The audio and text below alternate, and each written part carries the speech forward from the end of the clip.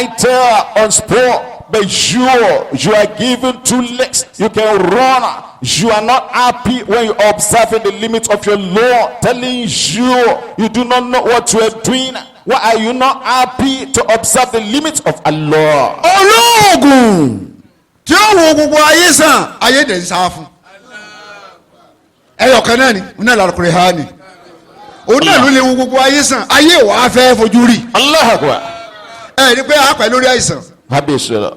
Orí àìsàn gan-an kọ̀ọ̀kan máa kú lé lórí. Allahu Akbar. Torí olóògùn náà gbé síwájú wa náà ní àlò là ń yarí. Habisula. Bọ́ọ̀sì lóògùn ọlọ́ọ̀ ní sàn, ọ̀sì lọ́ọ̀ ní lóògùn, ọ̀ kú sórí ẹ̀ náà nìkan yìí. Allah. And you see the people of the world today, they suffer sickness. But there is only one physician that can heal them. People hate to wait for him. They are running away from him.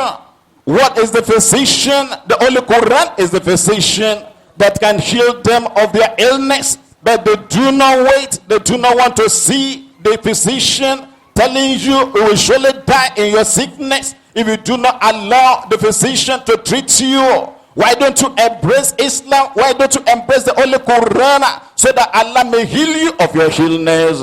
Olúwa Allah. Surah Ma'idah, Quran chapter 5, from verse 7 wa istiruna. Inshallah. Àkọ́kọ́ ọ̀pá ìdá òkú lórí ilẹ̀ àyà rẹ̀ láre. Allah. Pé kí náà pé ìgbà tọ́lọ́run ti dá ayé kán kí náà pé èèyàn kú àkọ́kọ́ rẹ̀ ní látara ọmọ Ádámà sí ló ti ṣẹlẹ̀. Allah. And we're reading from chapter 5 verse 27 of the Holy Quran to reveal the first person that was murdered on the surface of the earth. You see, he was killed by another human being. This is the verse in the Holy Quran.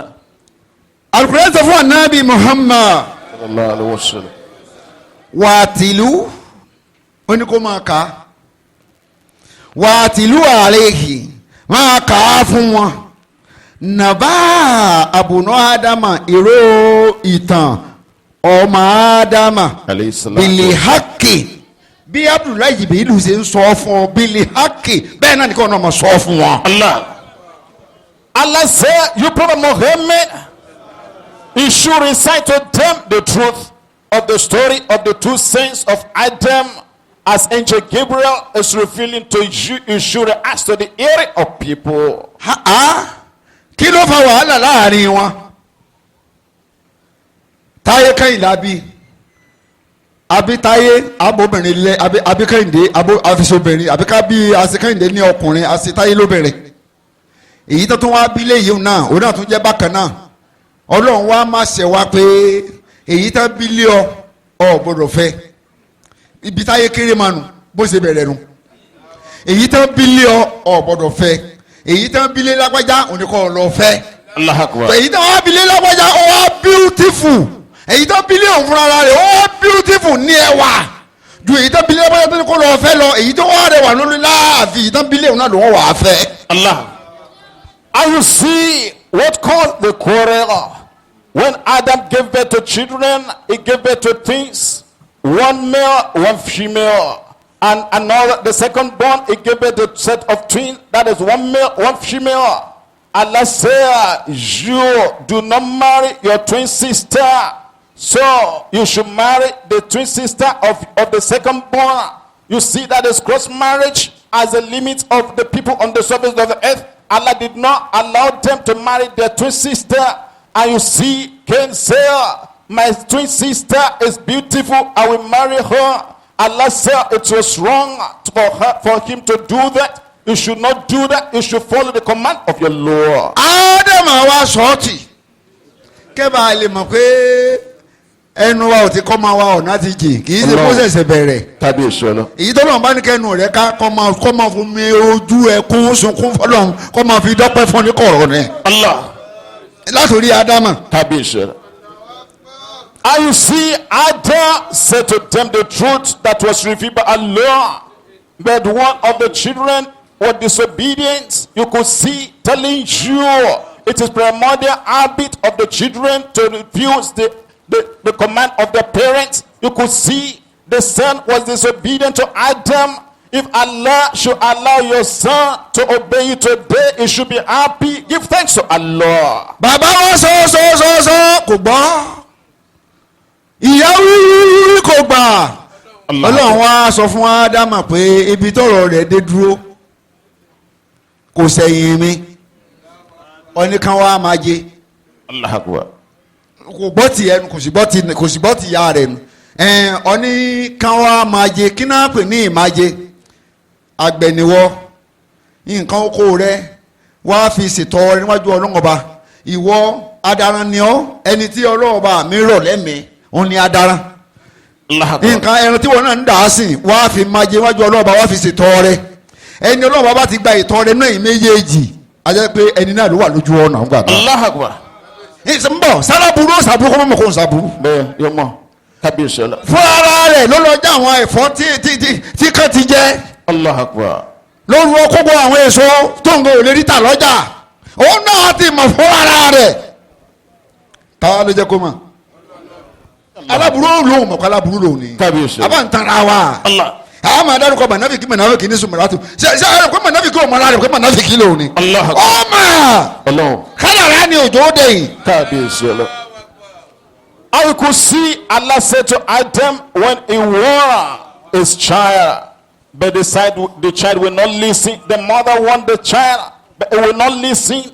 Allah said to Adam, tell them to come and offer sacrifice. I will surely tell them the one that is innocent, the one that is guilty. You see, the one who was guilty, it was a farmer. Allah said Adam should inform him to bring his farm produce to offer a sacrifice, and the one that is a shepherd should bring the sacrifice. So whoever Allah accepted the sacrifice, that was the person that is innocent, that was the person that was right.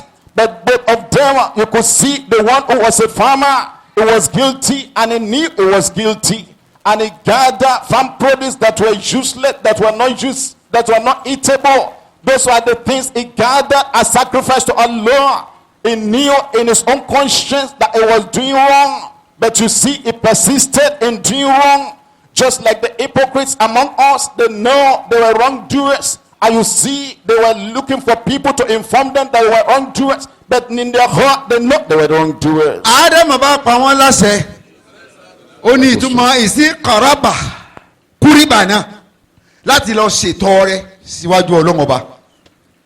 Ó ní èyí tó ń sin ẹran bá lọ wá àwọn ẹgbọ̀rọ̀ àgbò tó ṣe é wò, tó gbé èèyàn bá ṣe gé bí èèyàn bá jẹ yàtọ̀ fún afẹ́ fi rúbọ sọ́lọ́ gan yóò ṣe é jẹ lẹ́nu. Allah Akbar. èyí tó dáa jù kí sì ní ìrúbọ wọn ó ṣe ìpàgọ́ bí àwọn tó fẹ́ sun èédú, ó wá gbé ẹran lé lórí, yóò fi iná sí lábẹ́. ẹni tí bí náà ó lọ já gbogbo tó fẹ́ já ní nǹkan ewébẹ̀ rẹ̀ àti wo nǹkan ọ̀gbìn rẹ̀, òun náà ó ṣe bákan náà, òun náà dáadáa sí lábẹ́. ẹni ọlọ́run wá gba tiẹ̀ èéfín yẹn ó lọ sókè straight. ẹni ọlọ́run bá gba tiẹ̀ èéfín rẹ̀ ó spendi kàkà kó lọ sókè báyìí yóò fọ ká báyìí káàkiri lẹ́lẹ́ni. Allah Akbar. And you see, they had to offer sacrifice. The one who was a farmer, he offered sacrifice of farm produce that were useless.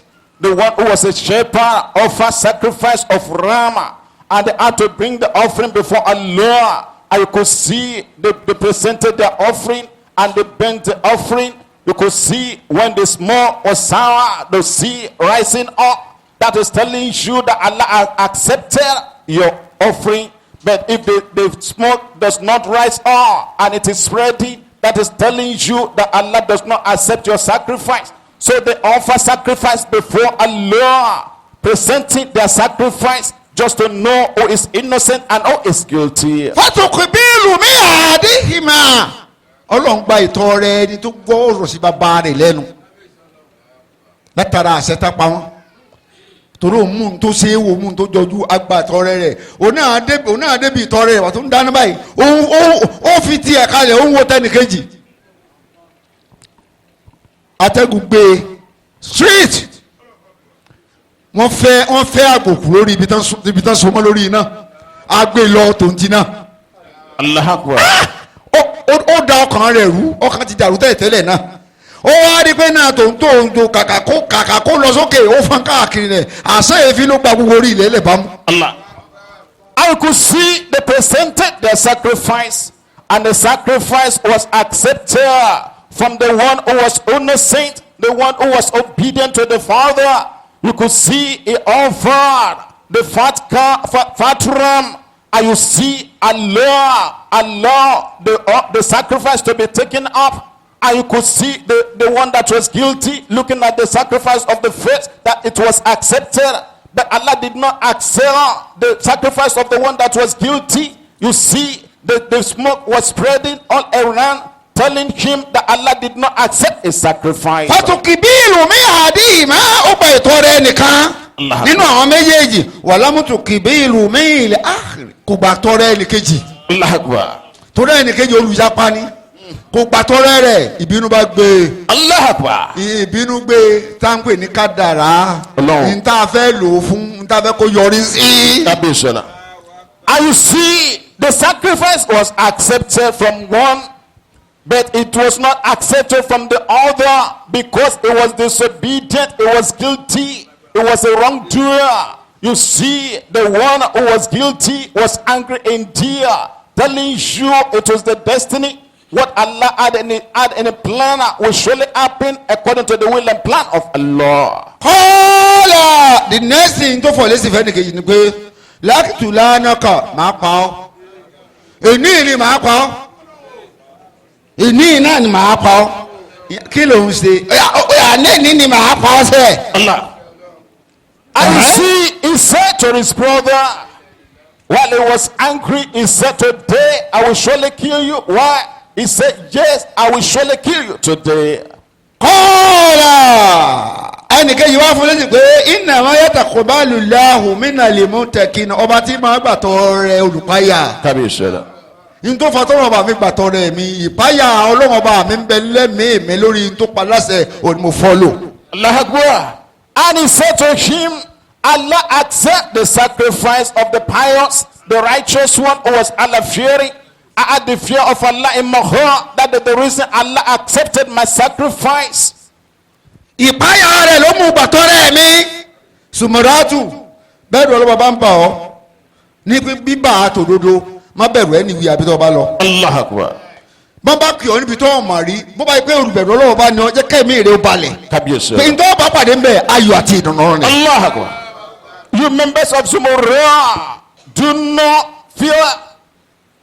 feel any fear in your heart. Whenever or wherever you are called, you should go there. Do not have the fear of anyone. You should fear Allah alone. What you meet there will be in your own favor if you have the fear of Allah in your heart.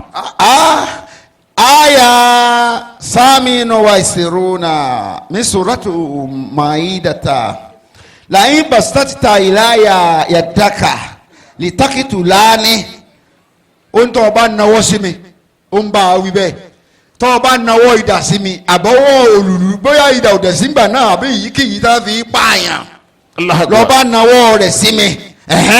If you stretch your hand against me, and he was telling his brother, the brother that was guilty, he said, you my brother, if you stretch your hand against me to kill me, ó ní lìtákìtù láàánú bọ́ ọ fẹ́ pa mí. Allahu Akbar. tó o bá náwó sí mi bọ́ ọ fẹ́ pa mí máa nà jẹ́ oyè ọ pé dájúdájú bí pásítì àdáyà ìlẹ́ka èmi ò ní náwó mi sí ọ padà èmi ò ní fọwọ́ mi kàn ọ́. Kábíyèsí.